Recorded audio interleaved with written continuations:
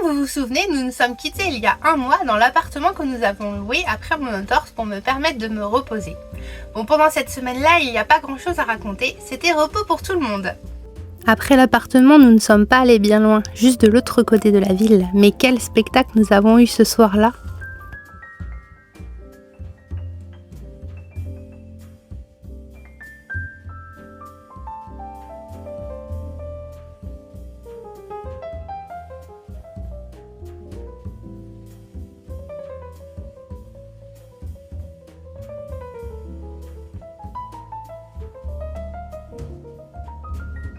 Aujourd'hui dimanche et travail pour l'école pour Héloïse. J'ai fait des petites cartes pour faire de la bataille. Aussi j'ai créé un qui est-ce. Je vous montre ça. Donc là je suis en train de plastifier les feuilles. Elle n'est pas finie encore, faut que je vous montre celle-là.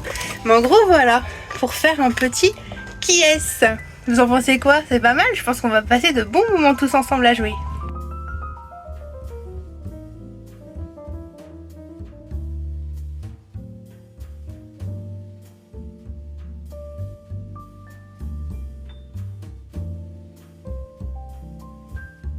Nous sommes donc revenus sur le spot où nous étions avant de prendre le gîte.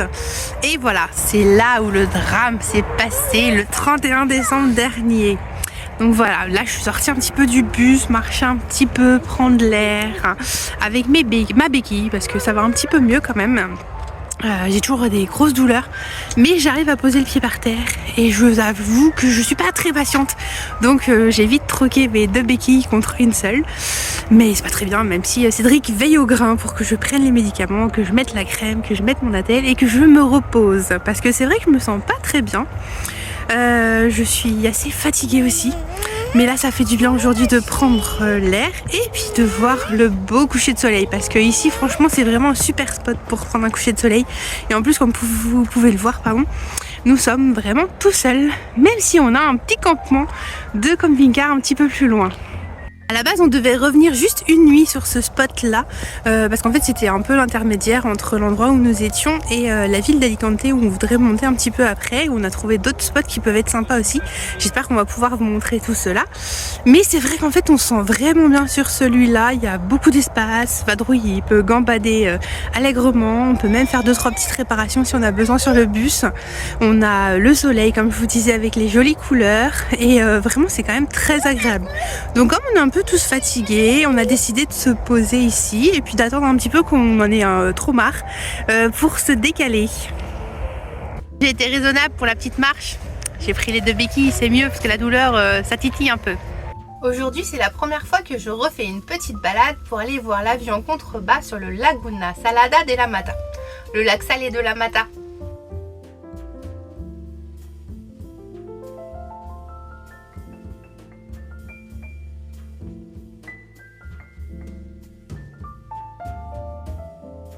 Des chemins bordés de pins serpentent pour aller vers le lac. Nous avons même pu découvrir un jardin botanique caché entre cette petite forêt. Il est un peu tristoun là en hiver et aussi avec la sécheresse, mais ce fut quand même très agréable de se balader.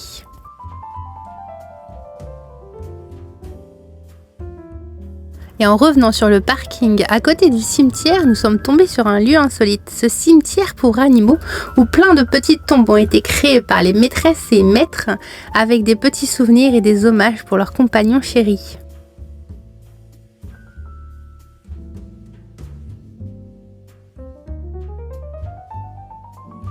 Nous reprenons la route un peu plus vers le nord, vers Santa Pola, et obligation de faire un arrêt dans les salines environnantes. Et vous allez pouvoir le voir, il y a une magnifique découverte qui nous attendait. Construite en 1573 par le militaire italien Domingo de Terran, voici la tour Tamarite. Bien qu'édifiée pour protéger la côte d'Alicante et en particulier le port de Santa Pola, sa fonction principale était de protéger les salines. Les palutiers utilisaient cette tour pour surveiller l'accès aux mines de sel et y empêcher le vol. Elle servait également de point de référence pour ceux qui naviguaient dans la région.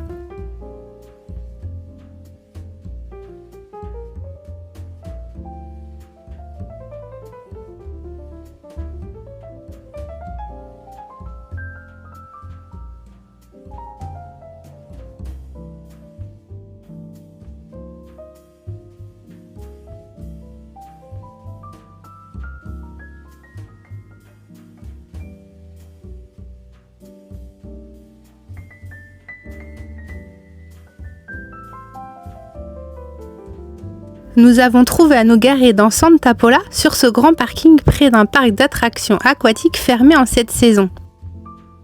Malheureusement, je ne suis pas encore capable de marcher beaucoup et de partir à la découverte du centre de Santa Pola. Mais j'accompagne tout de même Cédric et les filles dans cette palmeraie que je vous fais découvrir. Et forcément, nous sommes en Espagne, alors il y a une gigantesque aire de jeu au milieu.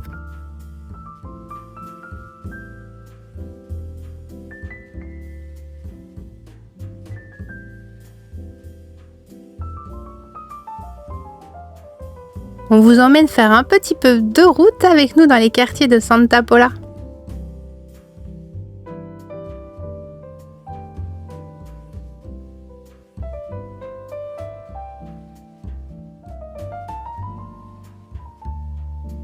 Bon, aujourd'hui on prend de l'eau. Alors on a un petit peu honte, on n'est pas du tout à l'aise parce que je sais pas si vous voyez derrière moi, mais il y a Cédric qui est en train de prendre de l'eau auprès d'une fontaine dans une ville. Je crois qu'on est près de Gran Alicante. Et ouais, c'est franchement pas un truc qu'on aime faire comme ça, un peu à la sauvage. Mais toutes les stations-service du coin qui sont censées proposer de l'eau sont soit en travaux, soit n'ont pas d'eau carrément.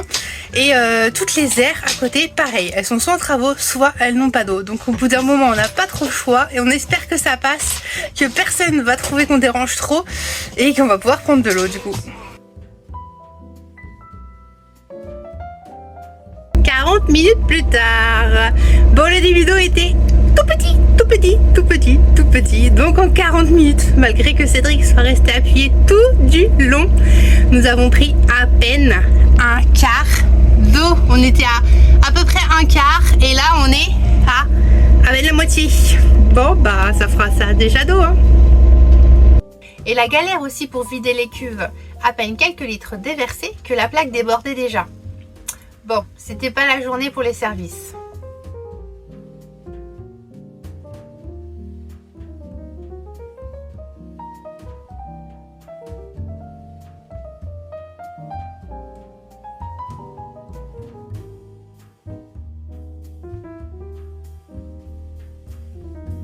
Entre Santa Pola et Alicante, voici un village de nomades, plein de véhicules différents et donc de nationalités différentes.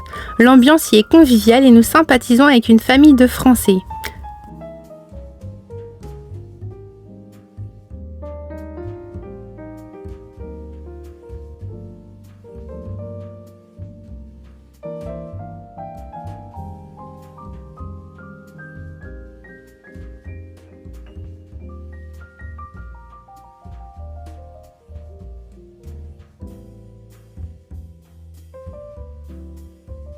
Présente donc derrière moi la ville d'Alicante. Franchement, c'est une grande découverte entre les montagnes au fond, la mer Méditerranée qui ressemble toujours à un grand lac pour nous habitués à l'océan et les immeubles d'Alicante. C'est vraiment un paysage merveilleux à découvrir. Et là, derrière moi, le soleil se couche sur la ville de Gran Alicante, tout au sommet de la montagne. Je vais vous montrer ça d'un petit peu plus près.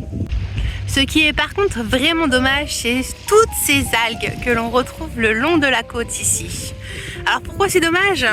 Parce qu'en fait il y a un chalutier qui passe quasiment tous les jours je crois et qui racle le fond pour pêcher et du coup bah forcément ça détache toutes les algues qui avec la marée se retrouvent sur les plages.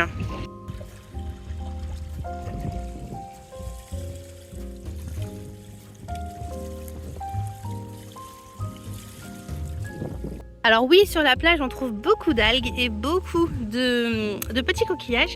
Mais on trouve aussi ces sortes de petites boules. Hop, vous voyez, ça fait comme des petites pelotes. Ça fait penser un peu aux pelotes de poils de chat, mais c'est assez dur quand même. Et en fait, ce sont des pelotes d'algues. En fait, les algues, à force d'être roulées, eh bien, ça nous donne ceci. Et c'est rigolo, il y en a un petit peu partout sur la plage.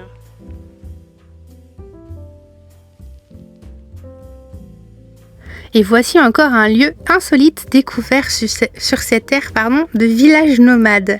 Cette petite chapelle où beaucoup d'Espagnols s'arrêtent. Je vous la fais découvrir.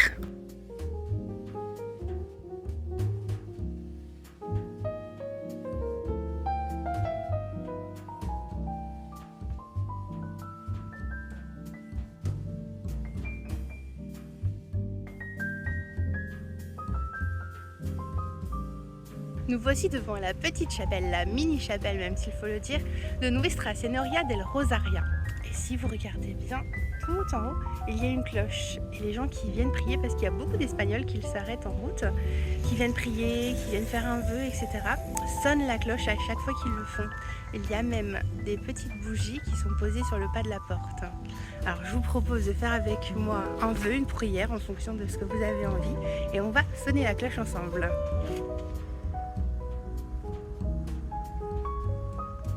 Allez, c'est parti.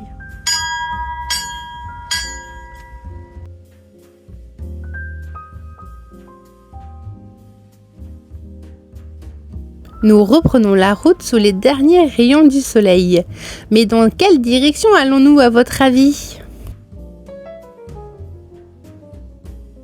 On vous dit donc à très bientôt et n'oubliez pas, sur notre site internet, vous pouvez trouver toutes les photos de notre voyage.